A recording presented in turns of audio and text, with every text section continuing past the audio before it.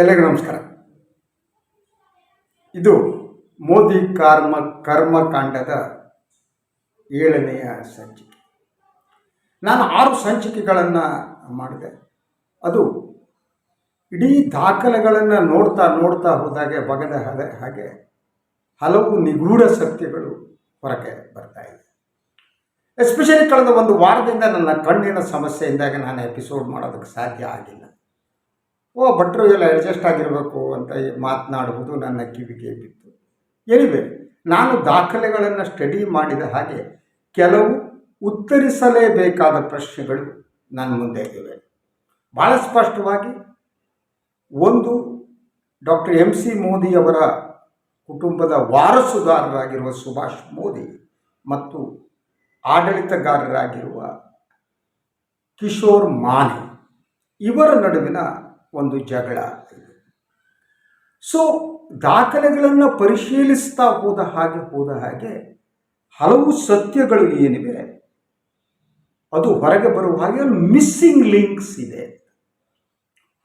ಕೆಲವು ಲಿಂಕ್ಸ್ಗಳು ಅಲ್ಲಿ ಇಲ್ಲ. ಸೊ ನಾನು ಈಗ ಏನು ಮಾಡ್ತಿದ್ದೀನಿ ಅಂತಂದರೆ, ಒಂದು, ಈ ಮಿಸ್ಸಿಂಗ್ ಲಿಂಕ್ ಏನಿದೆ ಅದನ್ನು ಜೋಡಿಸುವ ಯತ್ನವನ್ನು ಮಾಡ್ತೀನಿ. ಸೊ ಕಿಶೋರ್ ಮಾನೆ ಅವರು ಹಾಗೆಯೇ ನಾನು ಕಳೆದ ಸಂಚಿಕೆಯಲ್ಲಿ ಅವರು ಸಂದರ್ಶನ ಮಾಡಿದಾಗ ಅವರು ಹಲವು ಅಂಶಗಳನ್ನು ಸ್ಪಷ್ಟಪಡಿಸಿದ್ರು. ಹಾಗೆ ತಮ್ಮ ವಾದವನ್ನು ಅವರು ಮಾಡಿಸಿದ್ರು. ಅವರು ಹಲವು ದಾಖಲೆಗಳು ನನ್ನ ಬಳಿ ಇವೆ, ಕೊಡ್ತೀನಿ ಅಂತ ಹೇಳಿದ್ದಾರೆ. ನನಗಿನ್ನೂ ಆ ದಾಖಲೆಗಳು ಸಿಕ್ಕಿಲ್ಲ. ಸೊ ಆದರೆ ನನಗೆ ಲಭ್ಯವಿರುವ ದಾಖಲೆಗಳ ಮೂಲಕ ನಾನು ಸತ್ಯ ಹೀಗೂ ಇರಬಹುದು ಅಂತ ಅಂದ್ಕೊಂಡಿದ್ದೇನೆ. ಹಾಗೆಯೇ ಪತ್ರಿಕೋದ್ಯಮ ಅಂದರೆ ಹಾಗೇನೆ, ಅದು ಸತ್ಯದೆಡೆಗಿನ ಪಯಣ ಅಂತ ಗಾಂಧೀಜಿ ಹೇಳಿದರು. ಇವತ್ತು ಗಾಂಧಿ ಜಯಂತಿ. ಈ ನನ್ನ ಸತ್ಯದೆಡೆಗಿನ ಪಯಣವನ್ನು ನಾನು ಮುಂದುವರಿಸ್ತಾ ಇದ್ದೀನಿ. ಆದರೆ ಇದರಲ್ಲಿ ಇವರೇ ಸತ್ಯ, ಇವರು ಸತ್ಯ ಅಲ್ಲ ಅನ್ನುವ ಮಾತನ್ನು ನಾನು ಹೇಳಲ್ಲ. ಈಗ ನಾನು ಪ್ರಾರಂಭಿಸುವುದು ಕಿಶೋರ್ ಮಾನೆಯವರ ನೇಮಕದಿಂದ ಇವತ್ತಿನ ಈ ಎಪಿಸೋಡನ್ನು ಪ್ರಾರಂಭಿಸ್ತೀನಿ. ಅವರ ನೇಮಕ ಯಾವಾಗ ಆದರು, ಅವರನ್ನು ನೇಮಕ ಮಾಡಿದವರು ಯಾರು, ಮೋದಿ ಚಾರಿಟೇಬಲ್ ಟ್ರಸ್ಟ್ ಏನಿದೆ ಅದರಲ್ಲಿ ಅವರಿಗೆ ಮತ್ತು ಆ ಟ್ರಸ್ಟ್ಗಿರುವ ಸಂಬಂಧ ಏನು? ಒಂದಂತೂ ಸ್ಪಷ್ಟ, ಡಾಕ್ಟರ್ MC ಮೋದಿಯವರು ಕೊನೆಯ ದಿನಗಳಲ್ಲಿ, 2 ದಿನಗಳಲ್ಲಿ ಅವರ ಹುಟ್ಟುಹಬ್ಬದ ಬರ್ತಾ ಇದೆ. ಅವರು ತಮ್ಮ ಕೊನೆಯ ದಿನಗಳಲ್ಲಿ ಅವರು ಎಷ್ಟರ ಮಟ್ಟಿಗೆ ಪ್ರಾಮಾಣಿಕವಾಗಿ ತೀರ್ಮಾನ ತೆಗೆದುಕೊಂಡ್ರು ಅಥವಾ ಅವ್ರಿಗೆ ಒಂಥರ ಫಿಕಲ್ ಮೈಂಡೆಡ್ ಆಗಿದ್ರ, ಈ ಅನುಮಾನ ನನಗೆ ದಾಖಲೆಗಳನ್ನ ನೋಡಿದಾಗ ಅನಿಸುತ್ತೆ. ಅವರು 1-2 ಪತ್ರಗಳನ್ನು ಬರೆದ ಪತ್ರದಲ್ಲಿ ತಮ್ಮ ಮಗ ಮತ್ತು ಸೊಸೆಯ ಮೇಲೆ ಸಾಕಷ್ಟು ದೂರುಗಳನ್ನು ಹೇಳ್ತಾರೆ. ಅವರನ್ನು ಹೊರಗಾಗ್ತೀನಿ ಅಂತಾರೆ, ಅವರ ಟ್ರಸ್ಟ್ ಹಾಳು ಮಾಡ್ತಾರೆ ಅಂತಾರೆ. ಸೊ ಈ ರೀತಿ ಅವರು ಮಗ ಸೊಸೆಯ ಮೇಲೆ ಒಂದು ಸಲ ಸಿಟ್ಟು, ಮತ್ತೊಂದು ಕಡೆ ಪ್ರೀತಿ. ಹಾಗೆ ಸುಭಾಷ್ ಮಾನೆ ಅವರ ಮೇಲೆ ಒಂದು ಸಲ ಪ್ರೀತಿ, ಮತ್ತೊಂದು ಸಲ ಇನ್ನೇನೋ ಮಾಡೋದು. ಸೊ ಅದರಿಂದ ಅವರ ಮನಸ್ಥಿತಿಯ ಬಗ್ಗೆ ನನಗೆ ಅನುಮಾನ. ಈಗ ಕಿಶೋರ್ ಮಾನೆಯವರ ಈ ನೇಮಕದ ವಿಚಾರಕ್ಕೆ ನಾನು ಬರ್ತೀನಿ. ಅದು ಅವರಿಗೆ ಆಫರ್ ಲೆಟರ್ ಏನಿದೆ, ಆ ಆಫರ್ ಲೆಟರ್ನಿಂದ ಇವತ್ತಿನ ಈ ಸಂಚಿಕೆಯನ್ನು ನಾನು ಪ್ರಾರಂಭಿಸ್ತೀನಿ. ಸೊ ಈ ಆಫರ್ ಲೆಟರ್ ಏನಿದೆ ಇದು ಹೀಗೆ ಹೇಳುತ್ತೆ: based on your application and subsequent interviews with the undersigned, we are pleased to offer you the assignment on probation of 1 year. 1 year ಪ್ರೊಬೇಷನ್ಗೆ ನಾನು ಅಪಾಯಿಂಟ್ ಮಾಡ್ತಾ ಇದ್ದೀನಿ secretary to managing trustee. So managing trustee ಗೊತ್ತಲ್ವ ನಿಮಗೆ, amaranth Modi ಅವರು. So ಅವರಿಗೆ ಸೆಕ್ರೆಟರಿಯಾಗಿ ನಿಮ್ಮನ್ನು ನೇಮಿಸ್ತೀನಿ ಅಂತ ಹೇಳ್ತಾರೆ. The terms and conditions of the offer letter: you will join on or before 7/4/2003. You will receive gross professional charges of rupees 25,000 per month, less TDS as applicable. You will be eligible for reimbursement of travel and mobile phone expenses for company work as per company's norms. Although we have ಇದು company ಅನ್ನುವ ಶಬ್ದವನ್ನು ಯಾಕೆ ಬಳಸಿದ್ದಾರೆ ನನಗೆ ಗೊತ್ತಿಲ್ಲ. It is not a company, it is a trust ಅಲ್ವಾ. ಇದು ಒಂದು ಮೊದಲನೇ ಸಂಶಯ ನನಗೆ. Although we hope that you will be with us forever. Although we hope that you will be with us forever. ಯಾವ offer ಲೆಟರ್ನಲ್ಲೂ ಈ ರೀತಿ ಹಾಕಲ್ಲ. You will be with us forever ಅನ್ನುವುದೇ ಬಳಕೆ ಏನಿದೆ, ಇದು ಒಂದು ಅನುಮಾನಕ್ಕೆ ಕಾರಣ. 30 days of prior notice is required should you decide to terminate your service. ಈ ಇಂಗ್ಲೀಷ್ ಬಗ್ಗೆ ನನಗೆ ಅನುಮಾನ ಇದೆ. ಇನ್ absence of notice, either side will pay compensation equivalent to the notice period. ಅದು ಕಂಪೆನ್ಸೇಷನ್ ಎಷ್ಟು ಅನ್ನೋದು ಈ ಪತ್ರದಲ್ಲಿ ಮೆನ್ಷನ್ ಮಾಡಿಲ್ಲ. You will be assigned for the work of secretary to managing trustee as well as the assignment given by the medical director. Medical director ಅಂದರೆ ಅಮರನಾಥ್ ಮೋದಿ ಅವರು. As and when required. You will be reporting administratively and functionally for your work responsibilities to our directors and managers. Director ಸರಿ, managers ಯಾರು ಗೊತ್ತಿಲ್ಲ. ಇವ್ರಿಗೆ administrator ಅಂತಾರೆ, mostly ಅಡ್ಮಿನಿಸ್ಟ್ರೇಟರ್ನೇ ನೆನಪಿಟ್ಕೊಬೋದು. We look forward to you becoming a part of our hospital and motivated team committed to transform healthcare and wish you a rewarding and exciting career ಅಂತ ಈ ಪತ್ರ ಹೇಳುತ್ತೆ. ಒಂದು ಯಾವುದೇ ಒಂದು ಸಂಸ್ಥೆಯ ಆಫರ್ ಲೆಟರ್ ಹೇಗಿರುತ್ತೆ, ಇದಾದಮೇಲೆ you are sincerely medical officer ಅಂತ ಮೆಡಿಕಲ್. ನನಗೆ ಅನುಮಾನ ಎಲ್ಲಿ ಅಂದರೆ, ಮೊದಲನೇದಾಗಿ ಈ ಆಫರ್ ಲೆಟರ್ನ ಯಾರಿಗೆ ಕೊಟ್ಟಿದ್ದು ಅನ್ನೋದೇ ಇಲ್ಲ. ಈ ಆಫರ್ ಲೆಟರ್ ನನ್ನ ಬಳಿನೇ ಇದೆ. ಇದನ್ನು ಕೊಟ್ಟಿದ್ದು ಯಾರಿಗೆ? ಸಾಧಾರಣವಾಗಿ ಆಫರ್ ಲೆಟರ್ನಲ್ಲಿ ಅದರ ಕೊನೆಯಲ್ಲಿ ಟು ಇಂದವರು ಅವರ ವಿಳಾಸವನ್ನು ಹಾಕಬೇಕು, ಆದಮೇಲೆ ಅವ್ರ ದೂರವಾಣಿ ಸಂಖ್ಯೆಯನ್ನು ಹಾಕಬೇಕು. ಸೊ ಇಲ್ಲಿ ಈ ಆಫರ್ ಲೆಟರ್ ಏನಿದೆ, ಇದು ಯಾರಿಗೆ ಅನ್ನೋದೇ ಇಲ್ಲ. ಯಾರಿಗೆ ಕೊಟ್ಟಿದ್ದು ಇದು ಇಲ್ವೇ ಇಲ್ಲ. ಅಮರನಾಥ್ ಮೋದಿ ಅವ್ರ ಲೆಟರ್ ಯಾರಿಗೆ ಕೊಟ್ಟಿದ್ದಾರೆ? ಕಿಶೋರ್ ಮಾನೆ ಅವ್ರಿಗೆ ಕೊಟ್ಟಿದ್ದಾರೆ. Kishore Mane so and so address ಇದು ಹಾಕಬೇಕಿತ್ತು. ಇದು ಒಂದು ಆಫರ್ ಲೆಟರ್ ಕಾನೂನುಬದ್ಧವಾಗಿ ಹೇಗಿರಬೇಕು ಹಾಗಿಲ್ಲ ಅನ್ನೋದು ಒಂದು. ಅದರ ಇಂಗ್ಲೀಷ್ ಕೂಡ ಒಂಥರ ಇಂಗ್ಲೀಷ್ ಭಾಷೆ ರೀತಿ ಇಲ್ಲ. That is second thing. So ಮೂರನೇದು ಇದರಲ್ಲಿ ಇವರು ಸಿನ್ಸಿಯರ್ಲಿ ಮೆಡಿಕಲ್ ಡೈರೆಕ್ಟರ್ ಅಂತ ಹಾಕ್ತಾರೆ. ಅದು ಹಾಕಿದ ಮೇಲೆ ಕಿಶೋರ್ ಮಾನೆಯವರು ಇಲ್ಲಿ ನೋಡಿ, I am likely to report for duty on 7/4/2003. Name Kishore Mane. I am likely to report ಅಂದರೆ I am likely to report ಅಂದರೆ ಇದು ಅವರು ಡ್ಯೂಟಿ ರಿಪೋರ್ಟೇ ಅಲ್ಲ. ಡ್ಯೂಟಿ ರಿಪೋರ್ಟಿಗೂ ಕೂಡ ಒಂದು ಆಫರ್ ಲೆಟರ್ಗೆ ಒಂದು ಫಾರ್ಮ್ಯಾಟ್ ಇರುತ್ತೆ, ಆ ಫಾರ್ಮ್ಯಾಟ್ನಲ್ಲಿಲ್ಲ. ಹಲವು ಸಂಸ್ಥೆಗಳಿಗೆ ಈ ಆಫರ್ ಲೆಟರ್ ಕಾರಣವಾಗಿದೆ. That is first thing. Second, ಡ್ಯೂಟಿಗೆ ನೀವು ಯಾವಾಗ ರಿಪೋರ್ಟ್ ಮಾಡ್ತೀರಿ, ರಿಪೋರ್ಟ್ ಮಾಡುವಾಗ ಒಂದು format, I am joining on this date, I am likely to join.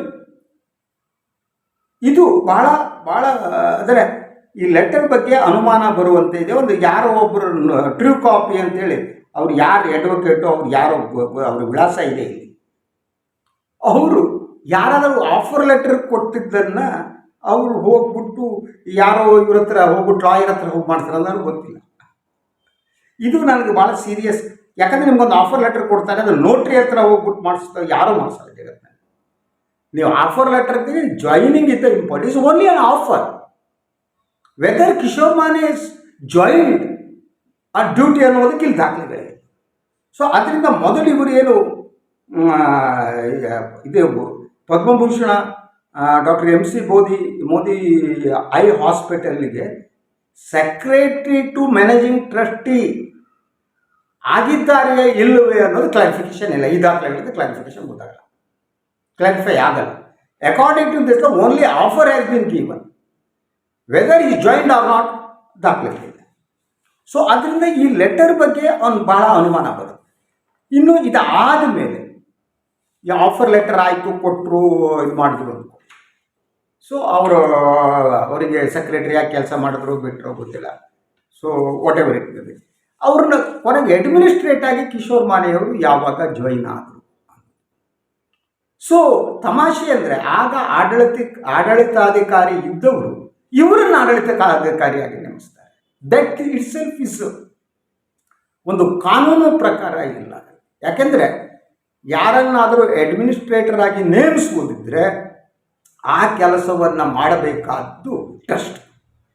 Trust will have to take a decision, resolution, and who is the managing trustee or a whole trustee will have to appoint administrator.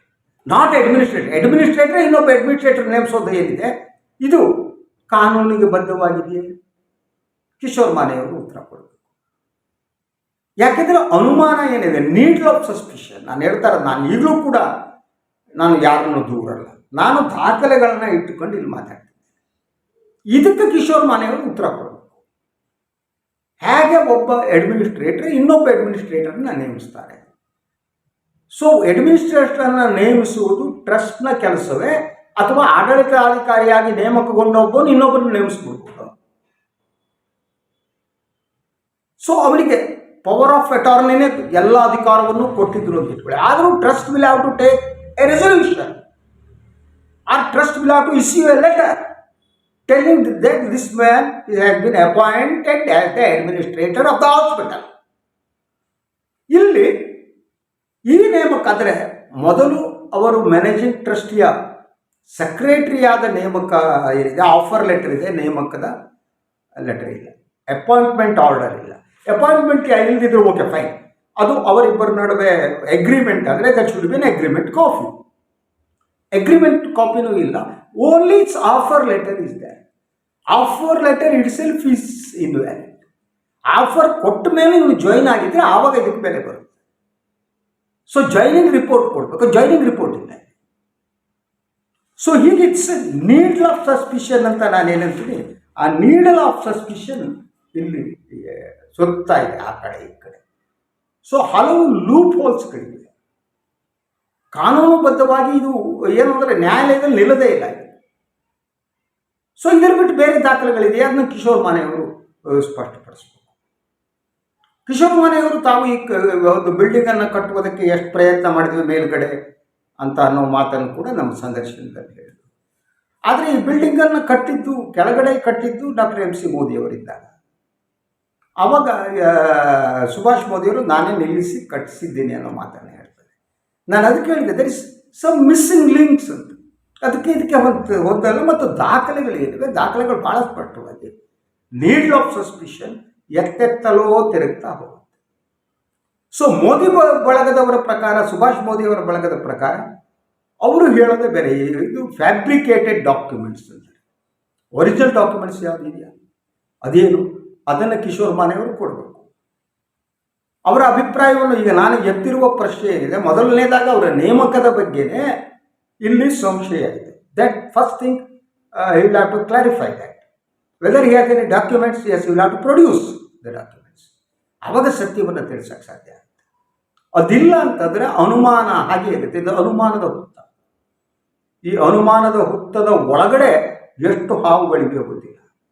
ಈ ಅನುಮಾನದ ಹುತ್ತದ ಒಳಗಡೆ ಇರುವ ಹಾವುಗಳು ವಿಷದ ಹಾವುಗಳೇ ಅಥವಾ ಹಲಕಿದ್ದ ಹಾವುಗಳೇ ಗೊತ್ತಿಲ್ಲ. That is A serious thing. But ಇದರ ಇಡೀ ಈ ಒಂದು ಆಸ್ತಿ ಏನಿದೆ, ಇದು ಆಸ್ತಿಯ ಸುತ್ತ ತಿರುಗ್ತಾ ಇದೆ. ಕೋಟ್ಯಾಂತರ ರೂಪಾಯಿ ಆಸ್ತಿ ಅದು.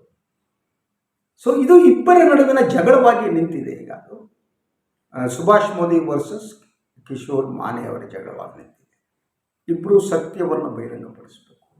ಸತ್ಯ ಇದು ಅಂತ ಹೇಳಬೇಕು. ದಾಖಲೆಗಳು ಮಾತನಾಡ್ತವೆ ಯಾವತ್ತೂ ಕೂಡ. ಆದರೆ ದಾಖಲೆಗಳೇ ನೀವು ತಿರುಚಿದ ದಾಖಲೆಗಳಾದರೆ, ಫ್ಯಾಬ್ರಿಕೇಟೆಡ್ ಆದರೆ ಆಗುವ ಸಮಸ್ಯೆ ಬೇರೆ. ಸೊ ನಾನು ಈ ವಿಚಾರವನ್ನು ಕಿಶೋರ್ ಮಾನೆಯವರು ಇದನ್ನು ಗಮನಿಸ್ತಾರೆ ಅಂದ್ಕೊಂಡಿದ್ದೀನಿ. ಅವ್ರ ಕಡೆ ಇರುವ ದಾಖಲೆಗಳನ್ನು ಅವರು ಕೊಡಲಿ, ಅದನ್ನು ಇಟ್ಟುಕೊಂಡು ನಾನು ವಿಶ್ಲೇಷಣೆ ಮಾಡ್ತೀನಿ. ನನ್ನ ಸತ್ಯದ ಹುಡುಕಾಟ ಮುಂದುವರಿಯುತ್ತೆ. ಇದು ಏನು ಈ ಆಸ್ಪತ್ರೆ ಕತೆ? ಯಾಕೆಂದರೆ MC ಮೋದಿಯವರ ಈ ಒಂದು ಜನ್ಮದಿನ ಇನ್ನು 2 ದಿನದಲ್ಲಿ ಬರುತ್ತೆ. ಅದರ ನೆನಪು ಮಾಡ್ಕೊಂಡು ಹೇಳ್ತೀನಿ, ಈ ಆಸ್ತಿಯನ್ನು ಉಳಿಸುವ ಕೆಲಸ, ಅವರ ಪರಂಪರೆಯನ್ನು ಮುಂದುವರಿಸುವ ಕೆಲಸ ಆಗಲೇಬೇಕಾಗಿದೆ ಅಂತ ಹೇಳ್ತಾ ಈ ಸಂಚಿಕೆಯನ್ನು ಮುಗಿಸ್ತೀನಿ. ಮುಂದಿನ ಸಂಚಿಕೆಯಲ್ಲಿ ಮತ್ತೆ ಭೇಟಿ ಮಾಡೋಣ. ಎಲ್ಲರಿಗೂ ಒಳ್ಳೆಯದಾಗಲಿ. ನಮಸ್ಕಾರ.